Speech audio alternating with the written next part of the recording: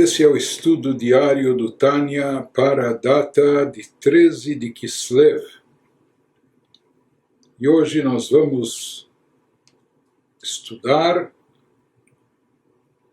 o ensaio de número 5 no Kuntres Aharon, no tratado final do Tânia, a quinta parte do Tânia. Esse ensaio ele vem em sequência, de certa forma, é uma continuação daquilo que foi explicado no ensaio anterior.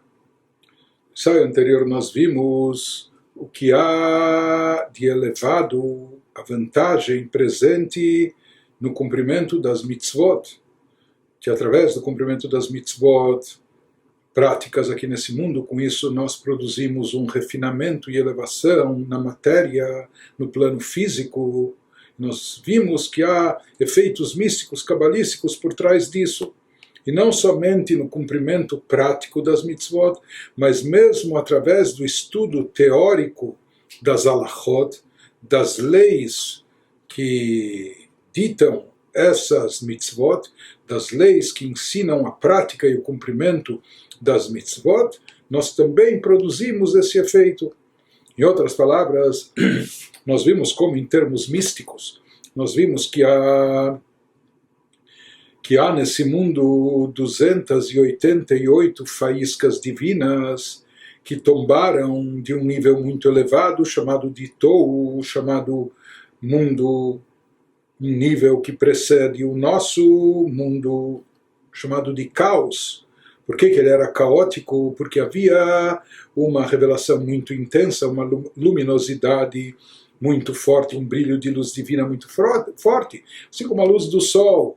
Para nós pode nos beneficiar, ou seja, nós podemos enxergar e ver com a luz, isso pode também nos aquecer, mas na medida certa, se a luz é muito forte, se nós estamos muito próximos dela, então isso nos ofusca e pode até nos cegar, ou em vez de nos aquecer, pode nos queimar. Da mesma maneira se fala que nesse plano original, nesse estágio original, primário, chamado Olam Atou, o mundo do caos. Por que era caos? Porque ainda havia uma luminosidade divina muito intensa e os recipientes eram ainda fracos, frágeis, ou seja, incapazes de conter e captar toda essa luz divina. Por isso houve aquilo que é chamado a quebra dos vasos, que os recipientes não eram adequados ou não eram apropriados e capacitados para conter toda essa revelação, toda essa luz.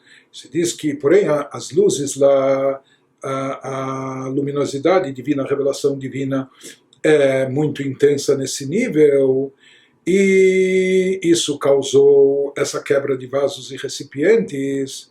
Mas se fala que o resultado disso, dessa quebra, os chamados cacos, entre aspas, é que se espalharam nesse nosso plano, nesse nosso mundo, chamado mundo de Tikkun, na Kabbalah, o mundo do conserto, da retificação, se espalharam faíscas e centelhas divinas que são provenientes daquela luz muito forte, muito intensa, que brilhava lá, mas que o mundo não estava, as criaturas não estavam capacitadas e habilitadas a receber essa tamanha luz. Então, essa luz acabou se pulverizando, se espalhando naquilo que é chamado na Kabbalah as 288 faíscas ou centelhas divinas.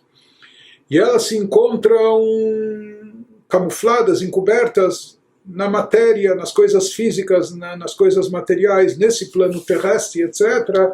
Por isso se diz que as mitzvot envolvem uma interação nossa com elementos do plano físico e terrestre, com coisas materiais, porque com isso, ao cumprir as mitzvot, os preceitos divinos, com os objetos materiais, com as coisas físicas, com isso nós estamos resgatando essas centelhas perdidas, essas faíscas divinas que estão ocultas, encobertas, estamos resgatando, e elas, no seu potencial, possuem uma luminosidade divina muito intensa, e a forma de resgatá-las e elevá-las e recuperá-las é através do cumprimento das mitzvot com as coisas físicas e materiais, mas não só com o cumprimento prático das mitzvot, quando a gente interage na prática com o objeto material físico, mas ele nos falou que também, mesmo através do estudo, mesmo que parece só um estudo teórico, mas quando o nosso estudo é um estudo de Halachá, das leis que versam sobre essas mitzvot, das leis que determinam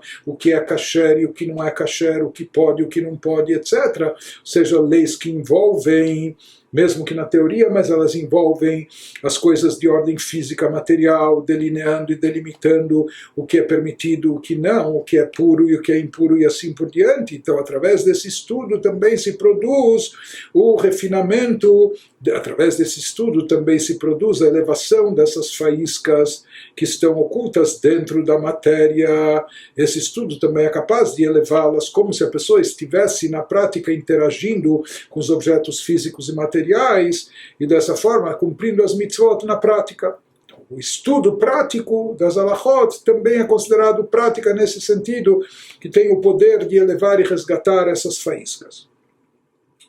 Mais do que isso, foi explicado também que essa vantagem no estudo das halachot se aplica mesmo no caso das mitzvot proibitivas, porque aparentemente aqui, como nós resgatamos as faíscas que se encontram dentro do mundo físico, no plano terrestre, nas coisas materiais, interagindo com elas, pegando aquele couro animal, fazendo disso um tefilim, pegando aquela lã animal e convertendo isso num tzitzit, num talit e assim por diante.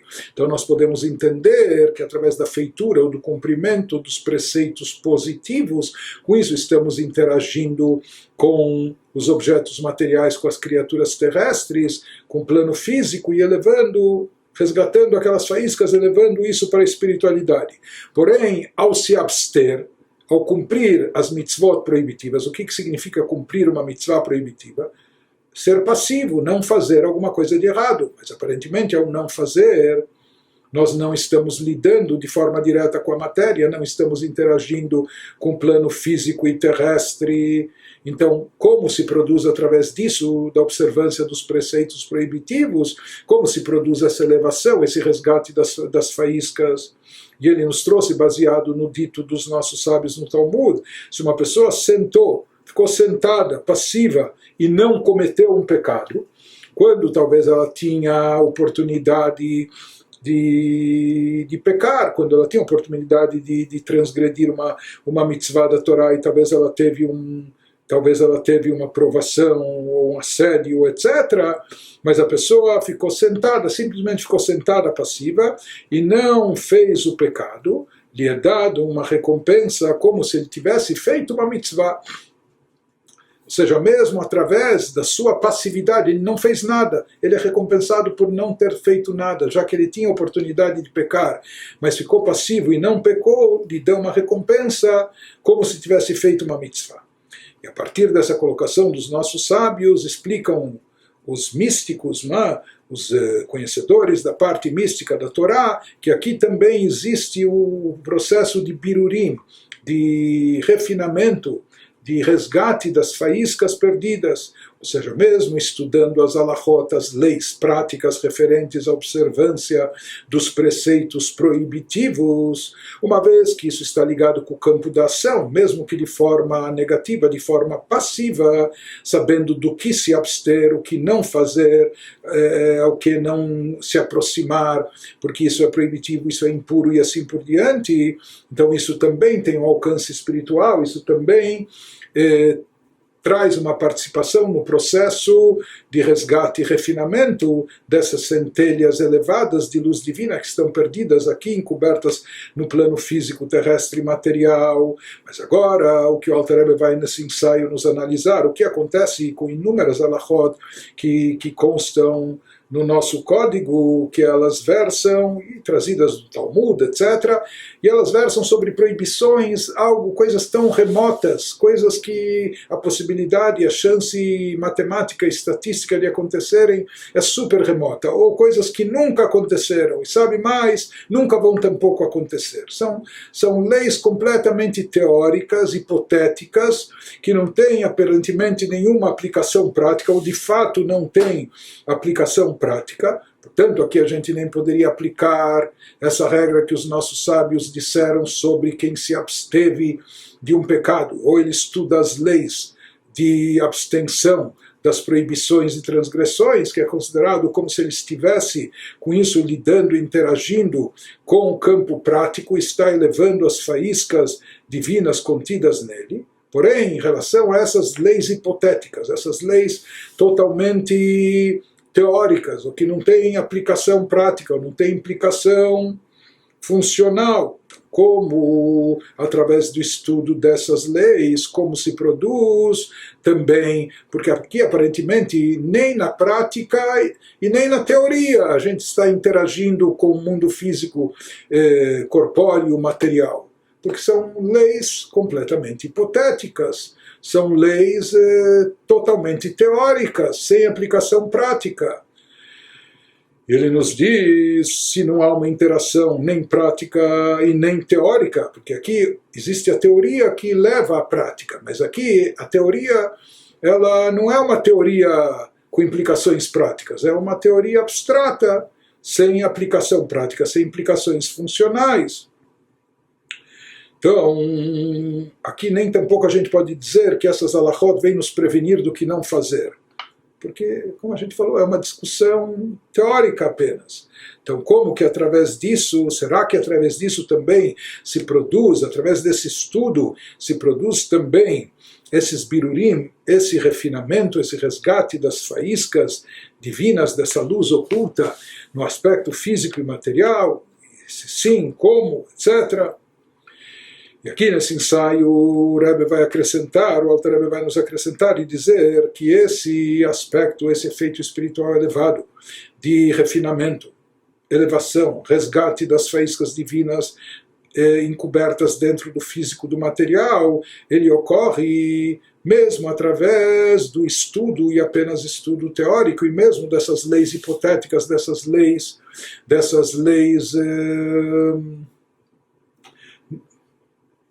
não aplicáveis, não é? Ou dessas leis de aplicação super remota e assim por diante.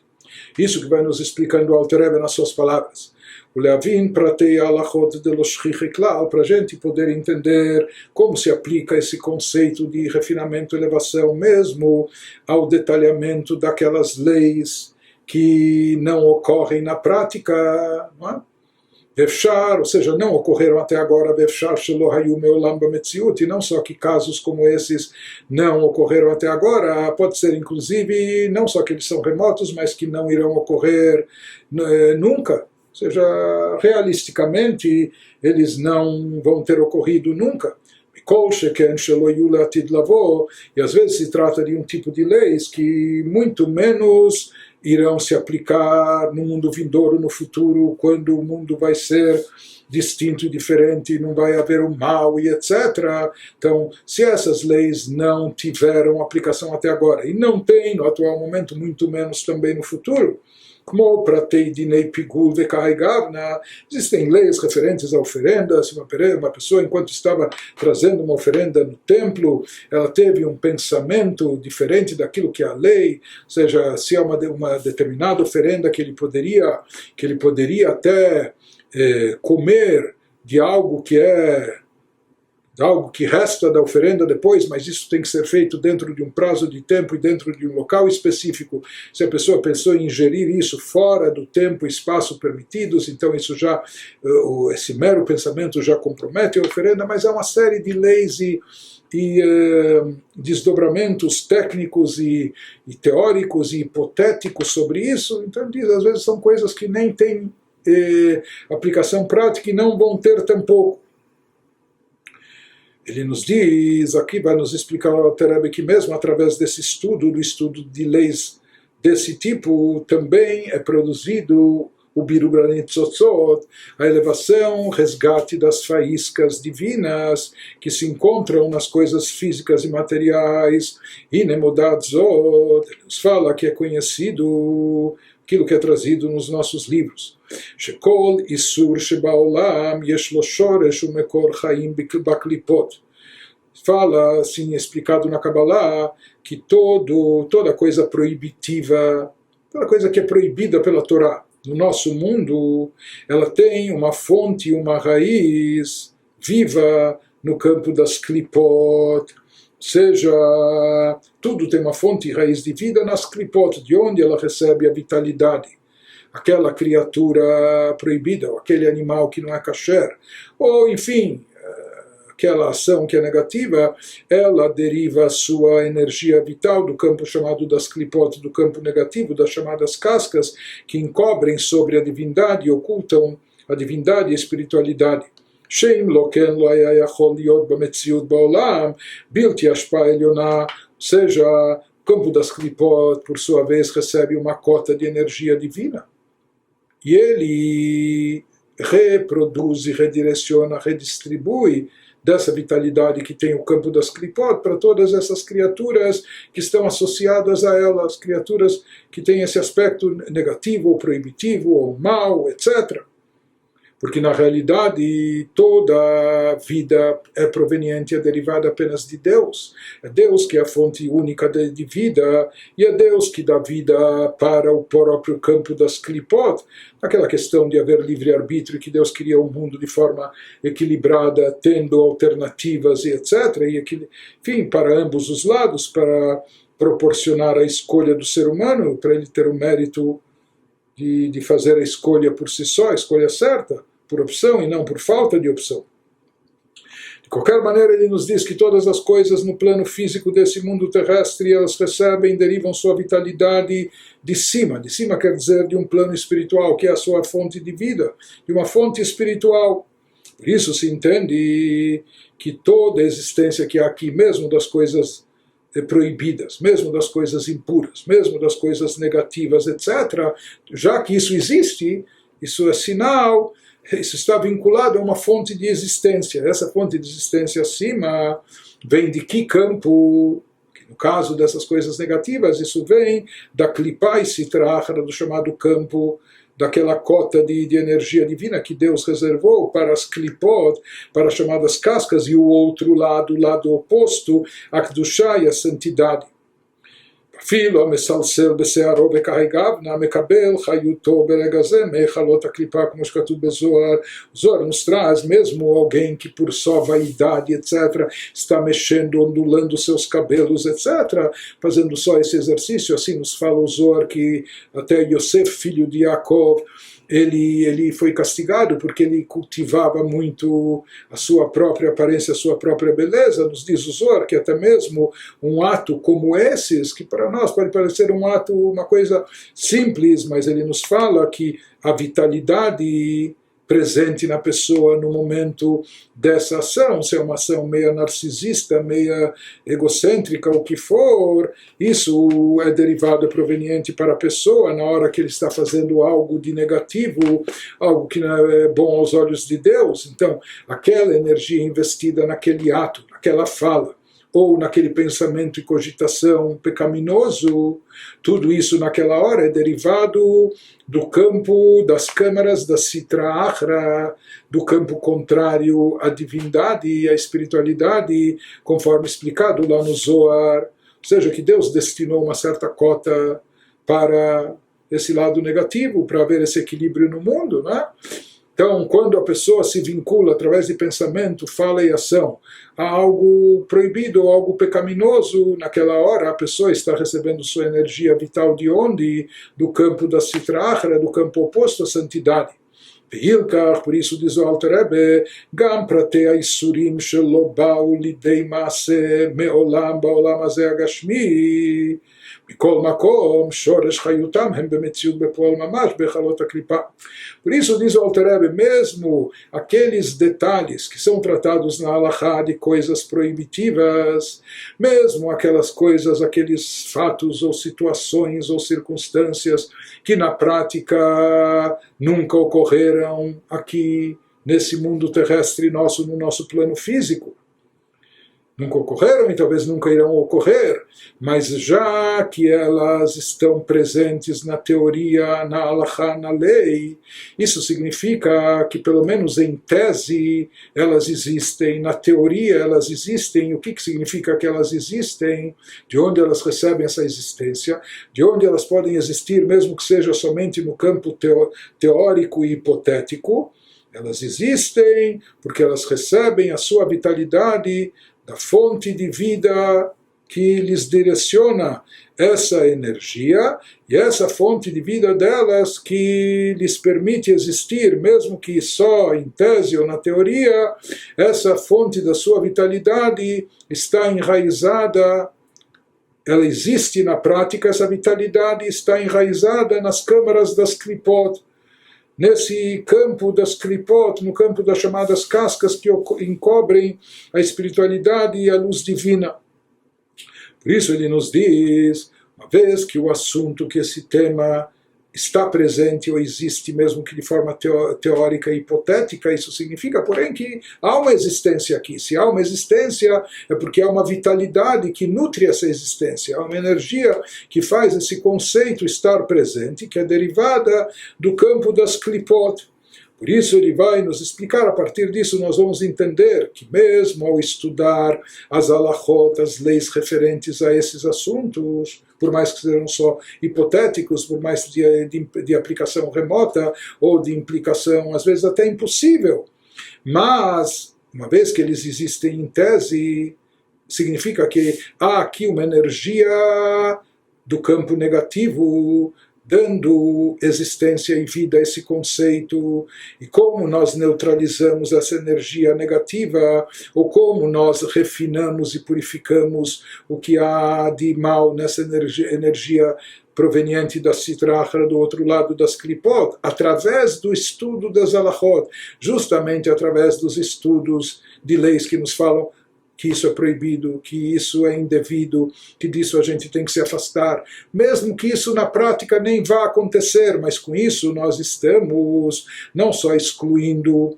o conceito, não só na prática, mesmo que ele não tenha aplicação prática e funcional, mas nós estamos refinando isso até na teoria, nós estamos extraindo, através das halachot, nós estamos extraindo da sua vitalidade que está enraizada no campo das klipot, e elevando, tirando as faíscas divinas que existem por trás dessa vitalidade, dessa energia vital.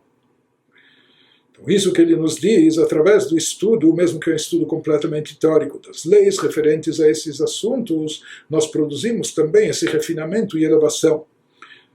Continua, Alter Rebbe nos diz, Gam apratim sheyuchal liot shelo hayu velo yiu leolam bemetziut, mesmo aqueles detalhes no estudo das leis, que possivelmente eles não ocorreram, situações que nunca aconteceram, ou mesmo que até nunca irão acontecer no nosso mundo real, como por exemplo, erros, equívocos, enganos, por exemplo, existe uma lei que sempre o 10º animal, como um dízimo, ele tinha que ser ofertado, e a pessoa simplesmente fazia os animais passarem, o rebanho passar por uma portinhola, e ele ia contando, esse é 1, 2, 3, quando era o 10º, ele falava, esse daqui é consagrado. Então, há leis lá de enganos, equívocos, se a pessoa chamou o 9º de 10º, ou se enganou, bekarhaigavna. Então, que isso foi uma coisa involuntária, isso é um engano, um equívoco, então é algo aqui. Então, se isso tinha que ter alguma retificação, mas aqui não é algo proposital, é uma situação que pode ocorrer, há um erro que precisa ser corrigido, e aqui se fala em termos espirituais, no efeito que realizado, mas isso não é algo que acontece propositalmente ou premeditadamente. Liot klipa shoral ze, para que a gente possa dizer que a klipa, que o campo do mal, paira sobre essa ação. Aqui foi uma ação involuntária, uma ação não intencional, não proposital. Então, não se pode afirmar, nos diz aparentemente, que a klipa paira sobre isso. Pode ser, inclusive, ele nos diz, pode ser que uma situação como essa não se encontra presente no campo das klipot. Em outras palavras, existem algumas leis que elas são baseadas só em possíveis enganos, equívocos, etc., conforme a gente exemplificou e explanou. Então, uma vez que isso é um engano, um equívoco, não foi de propósito, então, onde paira a klipa, o que vincula alguma coisa, alguma situação, criatura, ao campo negativo, quando é proposital, premeditado. Mas aqui, se foi um erro, um engano, Então, aparentemente, a priori, diz o Alter Rebbe, isso não estaria vinculado às klipot. Apesar que aqui nós temos um adendo do terceiro Rebbe. Isso é raro, talvez a única vez no Tânia, Agame Admor Baal Tzemach Tzedek Zal Nishmato Eden. Nós temos aqui em colchetes um adendo do Rebbe Tzemach Tzedek, o terceiro Rebbe neto do Rebbe Shneur Zalman, que ele observa, Nirali, Mashe Katav Veyuchal Liot, isso que o Alter Rebbe escreve, que possivelmente isso não está vinculado às klipot. Ele não faz uma afirmativa redundante. Não é que ele afirma de forma assertiva que isso definitivamente não está ligado às klipot. Ele fala possivelmente. Por que possivelmente? Alma de lobrir a lei, diz o Rebbe Tzemach Tzedek, pelo visto, o próprio Alter Rebbe não tinha tanta certeza disso para afirmar de forma absoluta.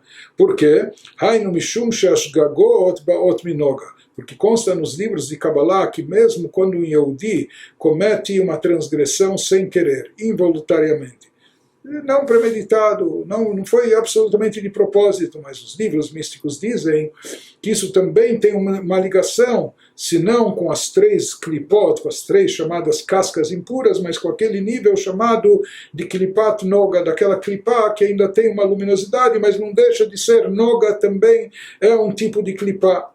Então se fala que até os pecados involuntários, tudo foi sem querer, mas que isso já denota uma conexão, uma ligação, ou isso também ocorre, acontece em decorrência à presença de klipá dentro da pessoa, de klipat noga pelo menos, dessa klipá mais refinada, mas não deixa de ser também um elemento, pelo menos com potencial para o mal.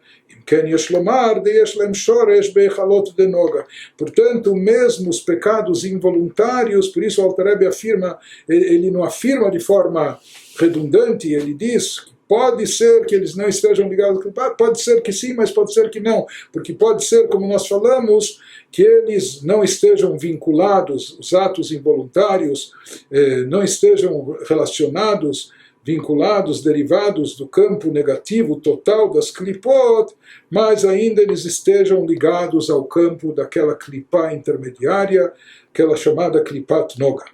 Mas de qualquer maneira, aqui ainda nos resta explicar se essas proibições que não têm aplicação prática, não têm implicação funcional, não ocorrem aqui na nossa realidade mundana e terrestre, se mesmo assim nós falamos que elas têm uma origem, se existe o conceito, se de forma temática elas existem, significa que há uma existência, e essa existência é derivada do campo negativo das chamadas klipot. Então a pergunta é de que maneira nós elevamos isso, como que através do estudo teórico nosso, que é um estudo tão teórico que versa sobre algo não só hipotético, mas algo que possivelmente jamais vai ocorrer na prática e na realidade, como através desse estudo nós somos capazes de refinar esse conceito, de retirá-lo da Sitra Achra, do lado negativo, de resgatar eventuais faíscas divinas que se encontram encobertas por trás desses temas hipotéticos. Então, para explicar isso, o Alter Rebbe primeiro ele vai nos introduzir um outro conceito.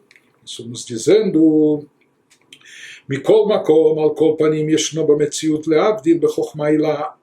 Nos fala, por mais que de fato esse assunto não está presente no nosso mundo físico e terrestre, por mais que é um assunto que não tem implicação prática, por mais que ele não vai ter aplicação funcional, mas pelo menos ele existe de forma temática, onde no plano intelectual, no plano abstrato e espiritual, ele existe naquilo que é chamado de Chokhmah Ilá, na sabedoria suprema. Lá existe esse tema, esse conceito.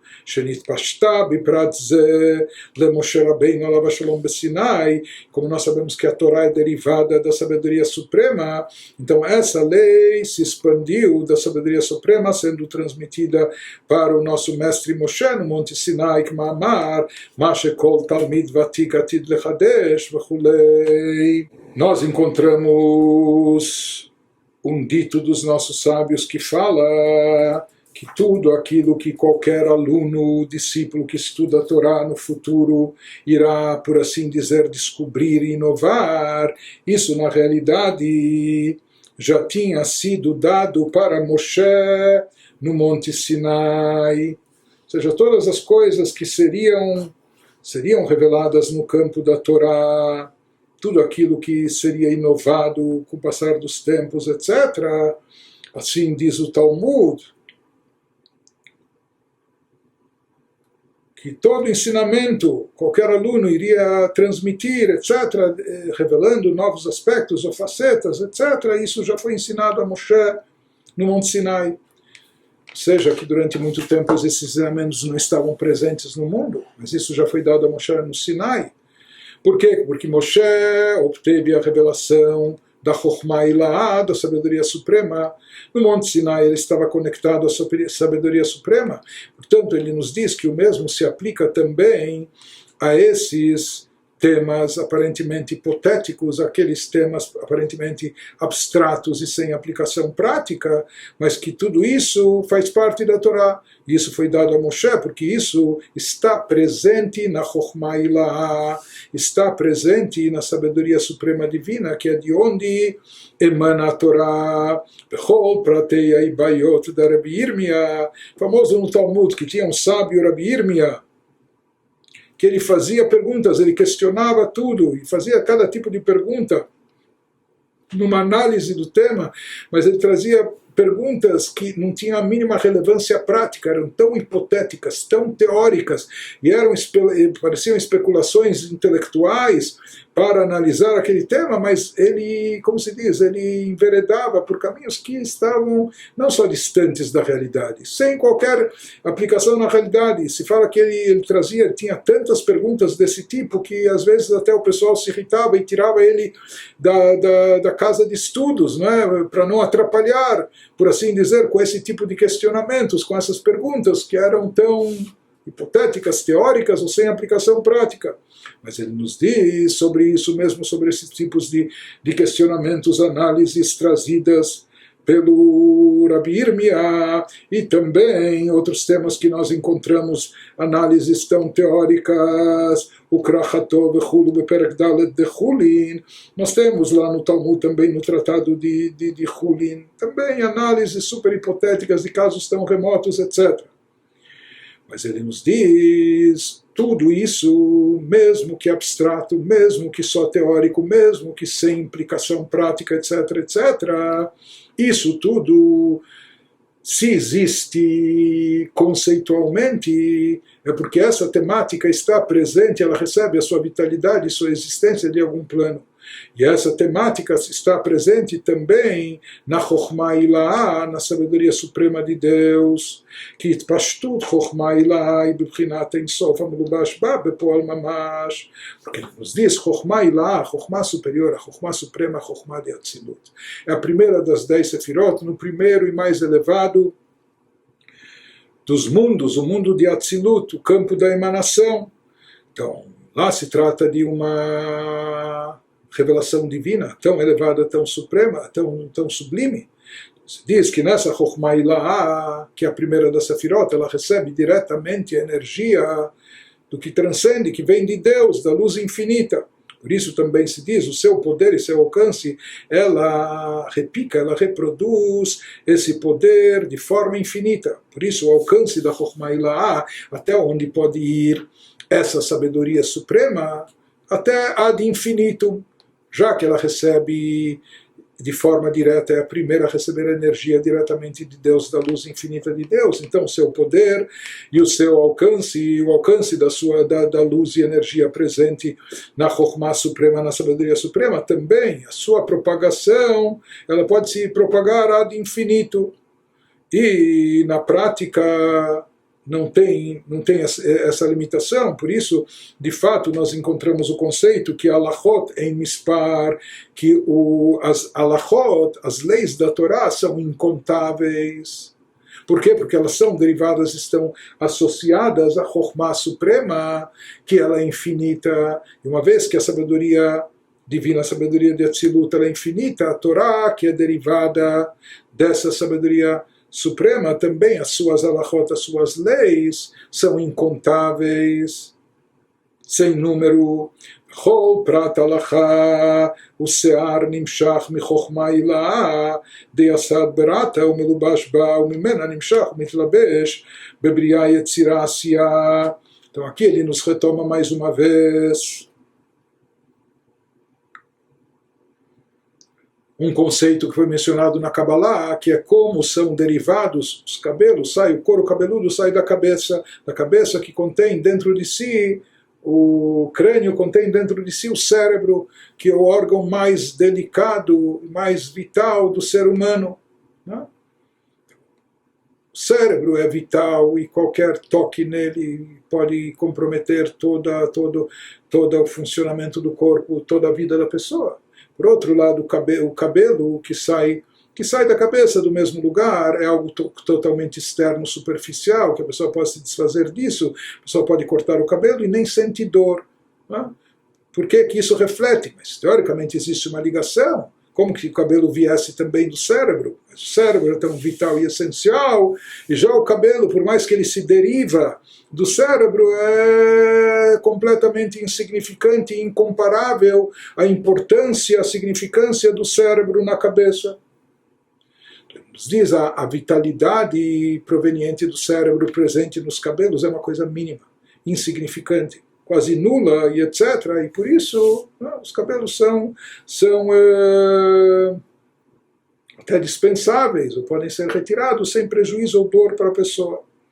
Da mesma maneira ele nos diz, há um processo que ocorre em relação ao que a gente chama de Chokhmah Ilahah, a sabedoria suprema, que seria como cérebro, algo elevadíssimo, mas que disso pode se desencadear muita coisa, que no final até são coisas que, comparadas à fonte original, não tem qualquer relevância, não tem qualquer importância.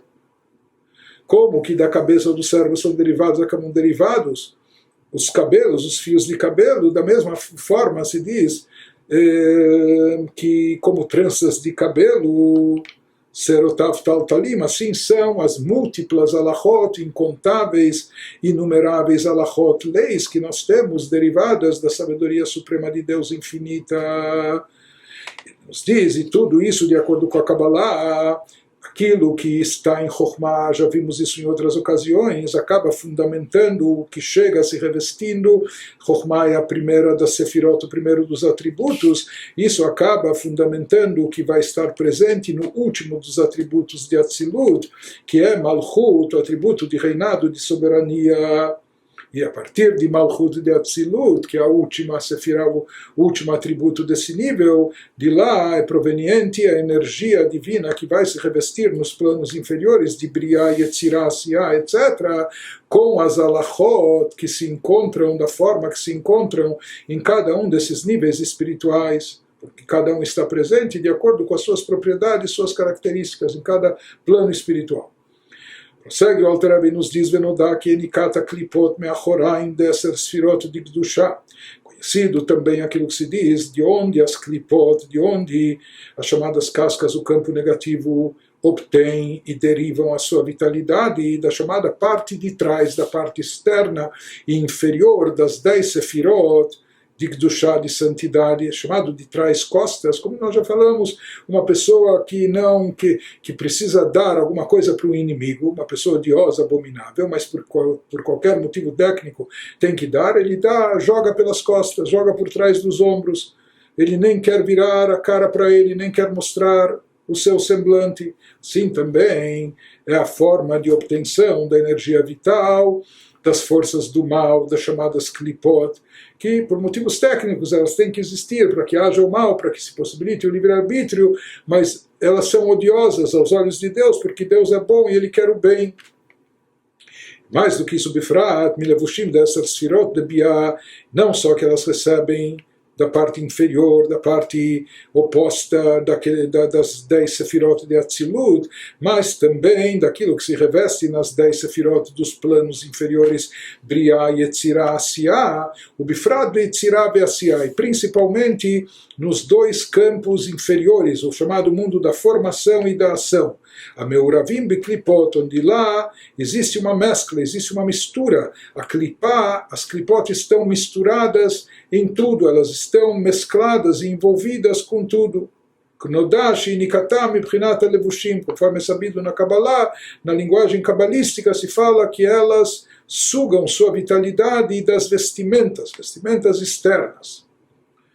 Então é trazido sobre esses 4 níveis, esses chamados 4 mundos espirituais, que Atzilut, ele é totalmente divindade, ou seja, o que há lá, o que reina no campo da emanação é tudo bem. Briá, que é o início da criação, o mundo da criação, a maioria do que prevalece lá ainda é o bem, existe apenas uma partícula inicial que pode dar origem de mal, então o mal lá é muito minoritário. Já no plano abaixo, no plano Yetzirah, já a proporção de energia para o bem e para o mal em Yetzirah, no chamado campo da formação, lá já é meio a meio. Existe metade da energia vigente lá direcionada para o campo da Kedushá, da santidade, mas outra metade já pode ser direcionada para um campo negativo.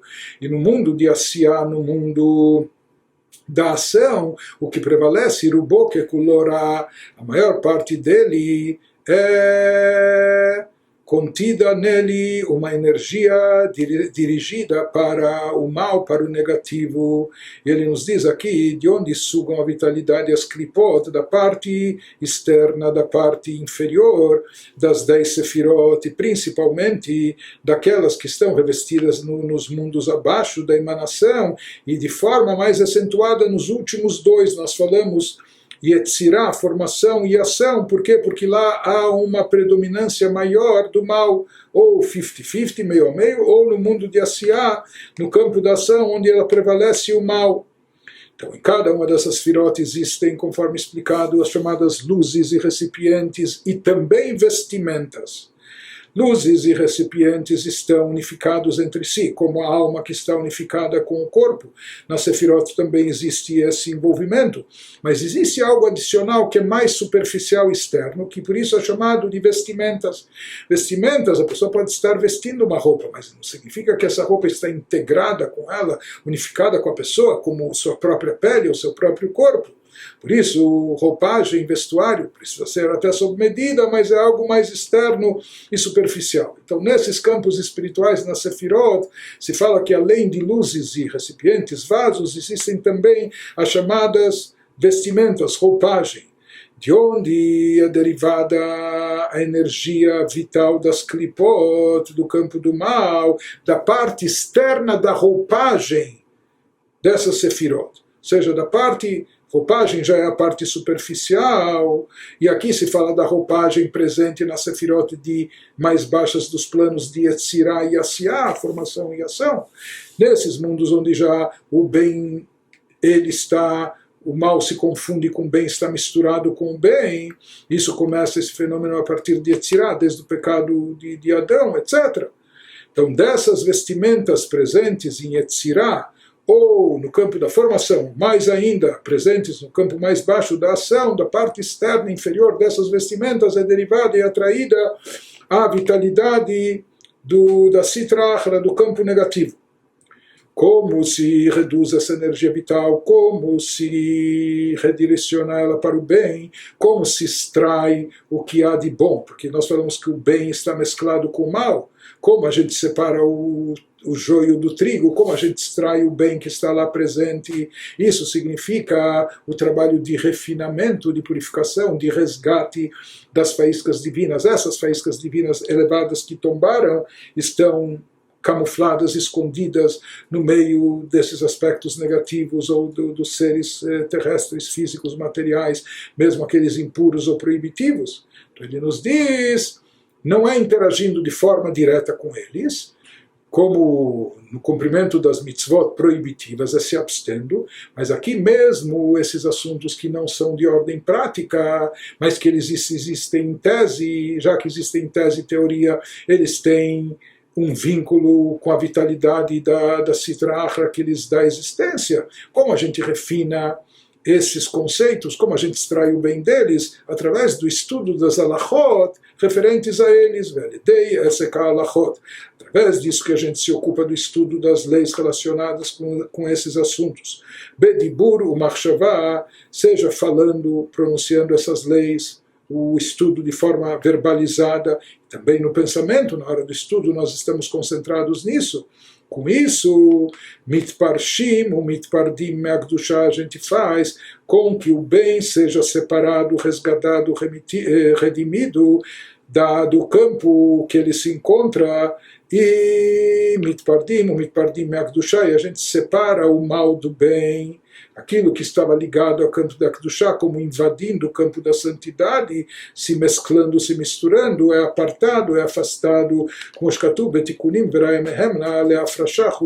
como isso consta, esse conceito, no Tikunei Zohar, em adendos do Zohar, etc. Ou seja, através do estudo de Halachá, mesmo nesses casos hipotéticos, teóricos, nós atraímos uma luz divina forte que acaba separando, excluindo as klipot do campo da Kedushá, da santidade. Essa mescla, essa mistura acaba se separando de forma tal que eles não possam mais se misturar com o campo da Kedushá. Isso vai limitar a sua energia vital, eles não vão poder mais sugar, porque eles sugam mais vitalidade, justamente por isso eles querem estar misturados com o campo da Kedushá, porque todos os elementos derivados do campo da santidade, eles são portadores e transmissores de uma energia vital superior. Isso que ele nos diz, que consta no Zohar, etc., que através do estudo da Torá, dessas halachot, dessas leis referentes a esses temas, mesmo que só teóricos, nós conseguimos separar o bem do mal e conseguimos distinguir entre o impuro e o puro. A seguir, o Alter Rebbe nos explica como isso é produzido através do estudo da Torá e por que aquilo que é derivado da Chokhmah Ilá, da sabedoria suprema, da sabedoria elevada de Deus, aquilo que estava lá presente, ou seja, esse assunto estava presente na sabedoria suprema antes do homem ter estudado, antes do ser humano ter estudado isso aqui. Mas por que, então, lá na sabedoria suprema, essa luz divina que emana de lá, por que ela já não anulou e cancelou a klipot, por que ela já não cortou essa conexão que permite o campo do mal sugar desses assuntos? Então ele nos explica, Vehainu, Knodá mima she'amru al shelo barchu batorá atchilá. Nos fala que esse é o sentido mais profundo daquilo que afirmaram os nossos sábios. Porque o segundo Beit HaMikdash teria sido destruído. Então ele nos fala, porque não fizeram a brachá da Torá antes do seu estudo, porque não abençoaram a Torá antes do seu estudo. Então há uma citação dos nossos sábios que fala sobre isso. E aqui ele vai nos explicar o sentido mais profundo dessa citação, sem entrar agora em todos os pormenores do que ela significa, etc. Mas de qualquer maneira ele nos diz, a palavra barchu, além de significar benção, em hebraico, barchu levarech em hebraico também significa leamshich, atrair, desencadear, trazer para baixo, etc. Aqui se diz, por que aqui houve uma ausência de espiritualidade associada à ausência do templo do Beit HaMikdash, ao Shelo Barchu Batorat Chilá, porque não só deixaram de abençoar, deixaram de trazer, de fazer baixar essa energia na Torá antes, Sheu Al-Yedei Amshachat Oren Sof, Bechokhmah Ilá Melubash Bahem, ou seja, que existe um conceito de atrair e desencadear uma luz divina infinita, adicional, na Chokhmah superior, essa luz infinita que está revestida na própria Torá. Então existe esse conceito de atrair e desencadear uma luz, uma intensidade maior nessa luz. Assim falaram os nossos sábios. Esse dito se encontra no Talmud, Tratado de Nedarim, que eles não recitavam a bênção referente antes do estudo da Torá, mas se fala, na verdade, não só que não abençoavam, não atraíam.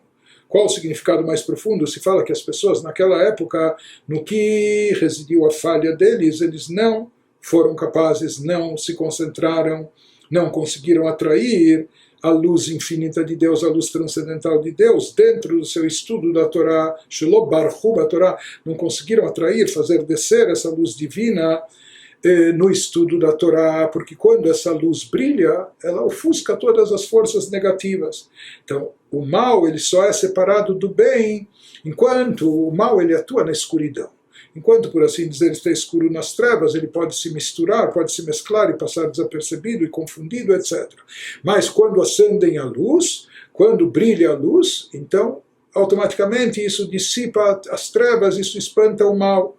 Da mesma maneira que se diz que eles estudavam o Torá, mas não conseguiram atrair esse nível superior que faz brilhar uma luz mais elevada, e que isso causa e provoca a separação do mal, né? Afastando dessa mistura o mal do bem. Então, ele nos diz que essa foi a falha na época que foi destruído o segundo Beit HaMikdash. De qualquer maneira, ele nos fala que baseado nisso nós vamos, e daqui a gente vê que a Torá tem esse efeito, tem essa propriedade através do estudo dela de separar, de excluir as coisas negativas, em outras palavras, produzir esse refinamento que é o objetivo nosso aqui nesse mundo, né? E que provoca esse resgate das faíscas divinas ocultas, separando o bem do mal. A partir disso ele nos explica como isso é produzido através do estudo da Torá. Mas se essas leis já se encontram elas próprias na Torá, então talvez a própria Torá já produziria esse efeito. Por que é necessário a pessoa estudar isso na Torá? Então ele nos diz, o Bechokhmah Yivberiru, Beor Ein Sof Sheba, está escrito que através da Chokhmah, é através da sabedoria que elas são refinadas, essas centelhas, etc., através da luz infinita que está dentro dela, a partir do interior da Chokhmah.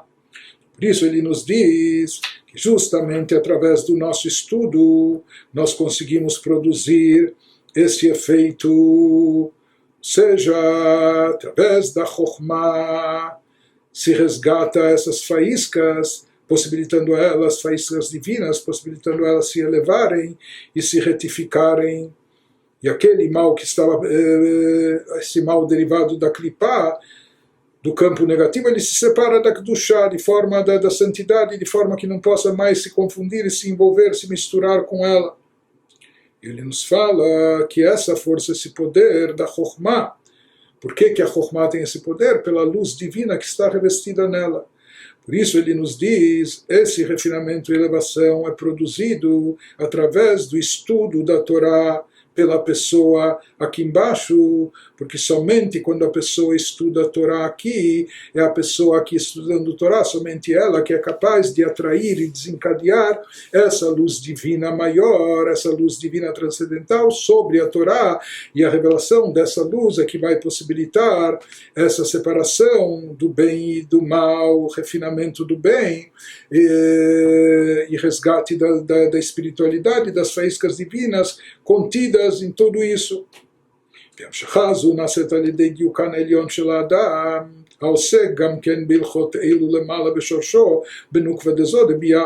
Ele nos diz como a pessoa atrai essa luz divina transcendental na Sefirah de Chokhmah de Atzilut, que vai possibilitar esse refinamento e elevação. Ele nos diz que não necessariamente a pessoa aqui, mas quando nós nos pomos a estudar Torá aqui nesse mundo, como já vimos isso também, no mesmo instante, a matriz da nossa alma, a fonte da nossa alma, ela também estuda o mesmo tema de Torá, só que nos planos mais elevados e numa dimensão muito mais elevada e sagrada.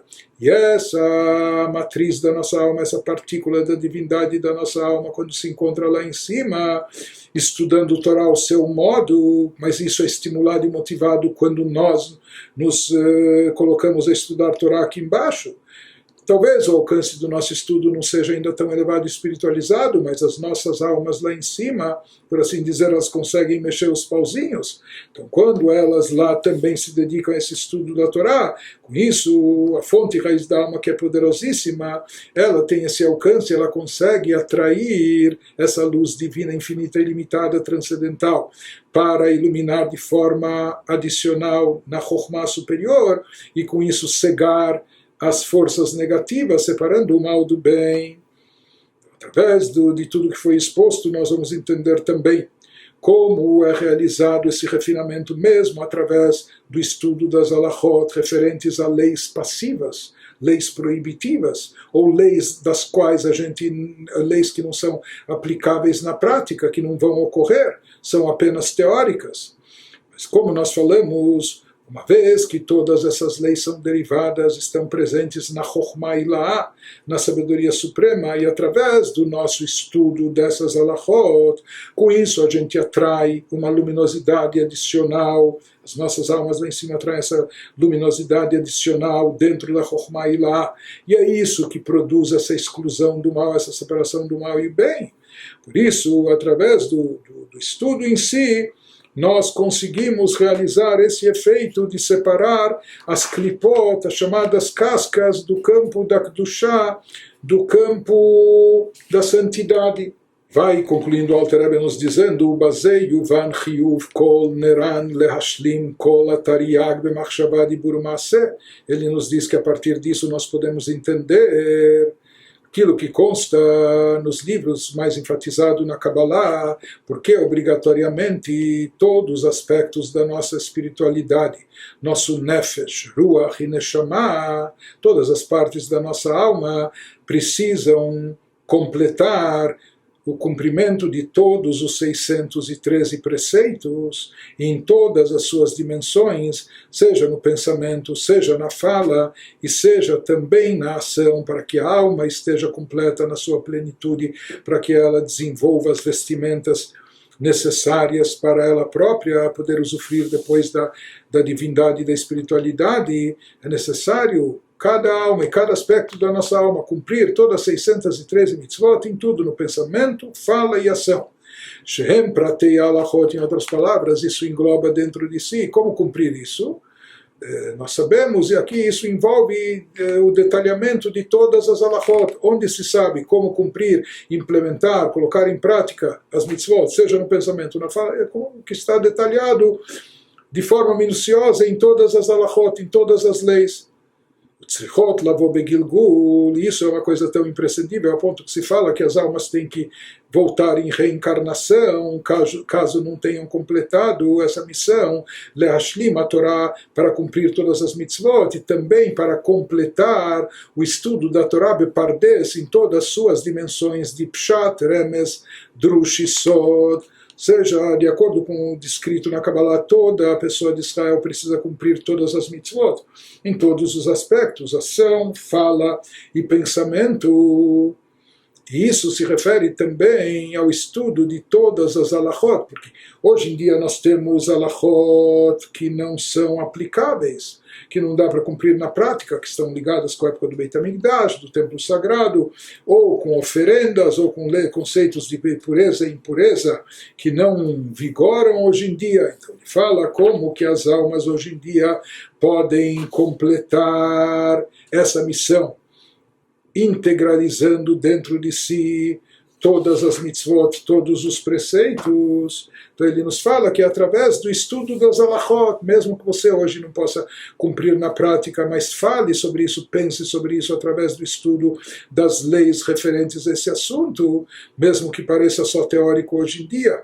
Da mesma maneira ele nos diz que nós temos que estudar a Torá em todos os níveis da Torá, chamado nível de Pshat, que seria o sentido literal, o nível de Remes, que são alusões insinuativas, etc. Já o nível de Drash, que seriam mais interpretações homiléticas, alegóricas, e finalmente o nível de Sod, que é chamado mistério, a parte esotérica, mística da Torá. Então a pessoa também, a alma, para estar completa, ela precisa absorver a Torá em todos esses níveis. Ele nos fala qual o motivo disso, que dei levarer kolabirurim hanogim lahem, para que cada alma cumpra a sua missão, desempenhe o seu papel de purificar e refinar, de resgatar todas essas centelhas que estão relacionadas a ela, hanogim lahem, mikol aripach, daquelas chamadas 288 faíscas originais, com suas inúmeras ramificações. Cada alma está ligada a uma dessas, ou parte dessas faíscas, e cabe a ela, compete a ela, refiná-la, resgatá-la, elevá-la, e dessa forma, Sheiko Mata Dam Shleima, isso vai possibilitar, e somente dessa forma vai se completar a estatura completa da pessoa. E aqui nós estamos falando da estatura ou estrutura da pessoa, não só em termos físicos, mas principalmente em termos espirituais, ou seja, para que a alma esteja completa, atinja a sua plenitude. Para isso é necessário ela cobrir todas as 613 mitzvot, em todos os seus aspectos, como também todos os níveis de estudo e de compreensão da Torá.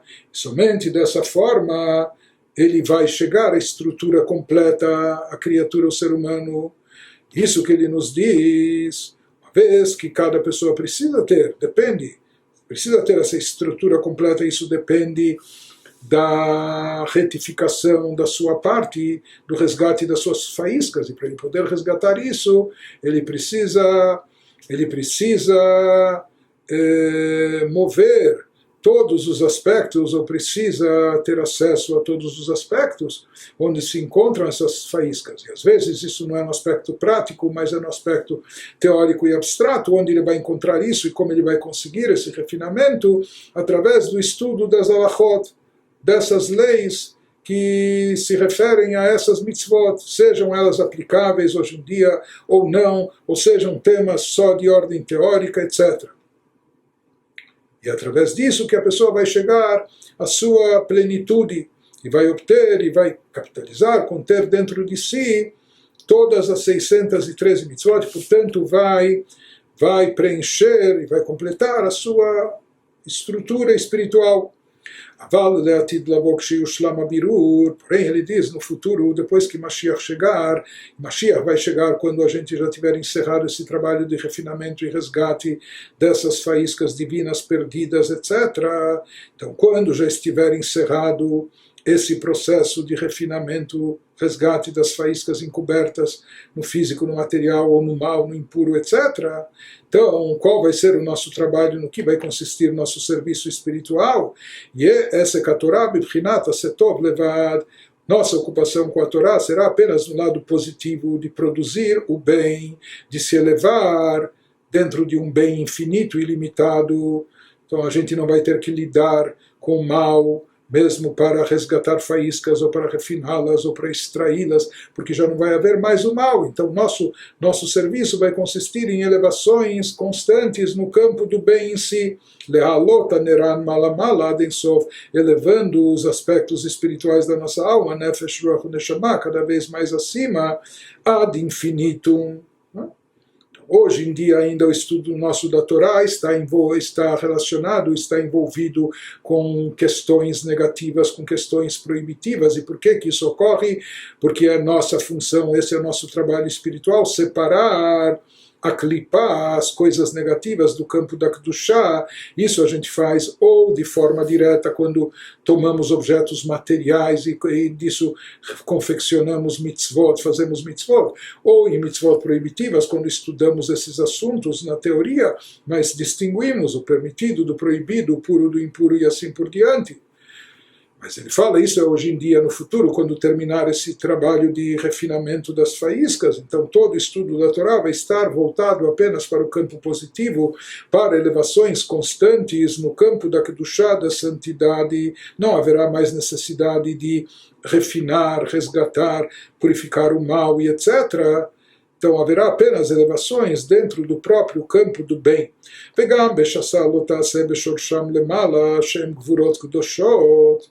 ולהמתיקן בחסדים ברימח מצוות עשה וכללם יחד. Ele nos diz que mesmo os 365 preceitos proibitivos da Torá, se eles envolvem proibições, então é porque eles aparentemente estão relacionados, associados com o mal. Então ele nos diz, nessa nossa época atual, no que consiste essa observância.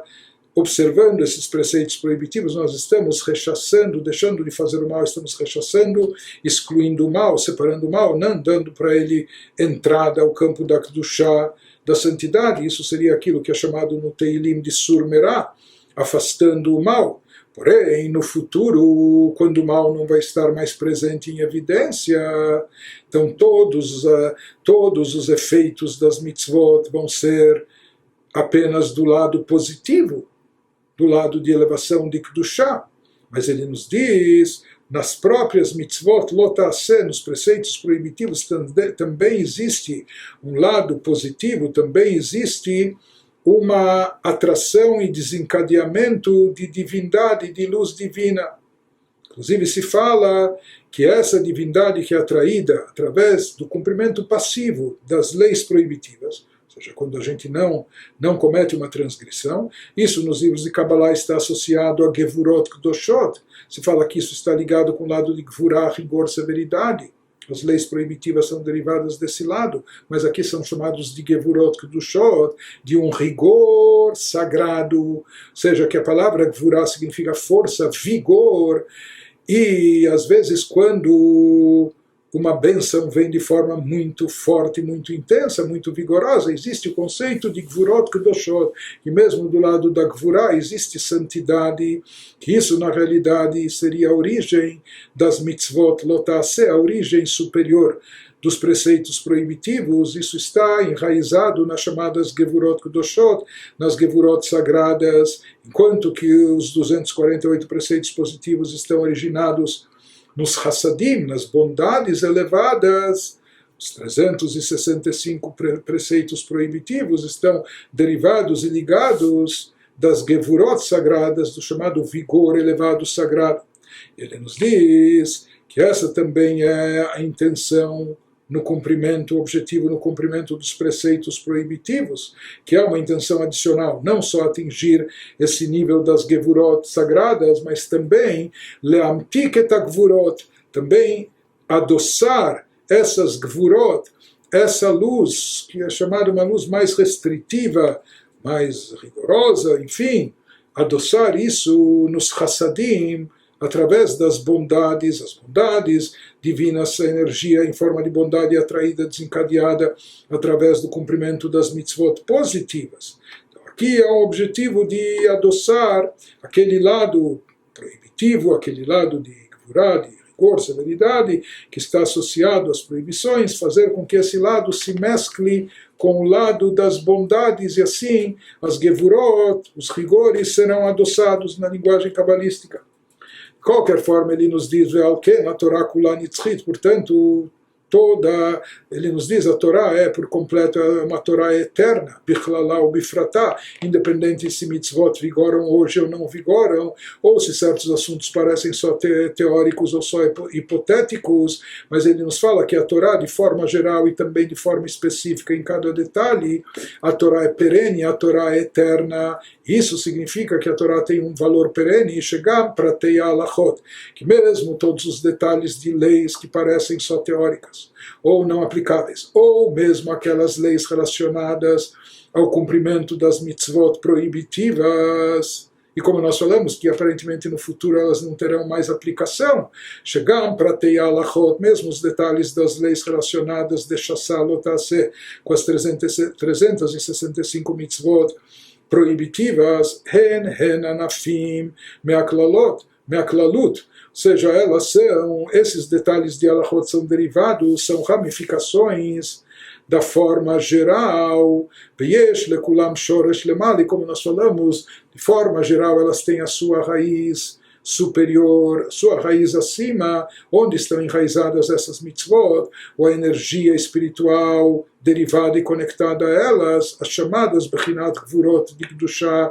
isso está conectado e derivado das Gevurot, dos rigores, mas no campo da Kedushá, da santidade, que são rigores intensos, como a Shassalot Atzman, como os 365 proibições, elas próprias são derivadas de lá. Então também existe esse aspecto, mas esse aspecto no campo da Kedushá, desse 365 derivados do rigor, mas quando é um rigor sagrado, isso é um rigor, significa um vigor, né? Então ele nos fala já que a Torá é completamente eterna, perene, e por isso mesmo aquelas leis que não vigorarão no futuro, não vigorarão na prática, mas os aspectos espirituais delas estarão e continuarão presentes. Porque assim como as 365 proibições, nós falamos elas hoje, já são derivadas, oriundas das Gevurot Kdoshot, do campo do rigor mais sagrado, divino, assim também todos os detalhes das suas halachot, das suas leis, são ramificações desses, elas expressam e transmitem ramificações dessa energia espiritual que é proveniente das chamadas Gevurot, dos rigores mais sagrados desse campo de Kedushá. Isso vai continuar sendo obtido e atraído e desencadeado mesmo na época futura. Shehem lemala bechinat adam mechayev arim dekelim dazo. Ele nos fala aqui de uma forma, numa terminologia cabalística, que esses 365 preceitos proibitivos lá em cima, o que eles representam? Se fala que eles estão associados, entre aspas, ao sangue que traz vitalidade aos órgãos. Então sangue quente, não é? Então esse sangue quente, ele indica o conceito de gvurá, de força, de rigor. Mas aqui, naturalmente, lá não há sangue físico, nem etc., não é? Mas se fala que há como um aspecto espiritual que metaforicamente é chamado de sangue, que ele dá vida a Zeranpin, a Sefirot de Zó, que elas recebem esse bombeio, essa vitalidade desse sangue que vem das Gvurot. Aqui a gente entende que da mesma maneira que os 248 preceitos positivos, eles são eternos e perenes, mesmo na época futura, porque eles são considerados órgãos de Zeranpin, etc., por onde se atrai o fluxo de energia vital divina para nós. Também os preceitos proibitivos, eles têm um aspecto eterno e perene, porque por mais que nós não teremos mal, inclinação para o mal, na era messiânica, na época futura, etc., mas vai continuar existindo o aspecto espiritual relacionado a essas mitzvot, que eram proibitivas, com implicação prática hoje em dia, mas lá mesmo sem aplicação prática, mas vai continuar existindo o conceito espiritual, e através do estudo de Torá delas, através do estudo das halachot relacionadas a ela, com isso nós vamos estar, por assim dizer, entre aspas, como bombeando o sangue, estaremos atraindo e desencadeando desse vigor das Gevurot sagradas, nós vamos estar atraindo e desencadeando a vitalidade. Isso seria como o sangue, entre aspas, que vai conduzir vida, vitalidade a todos os outros órgãos da Sefirot de Zeranpin.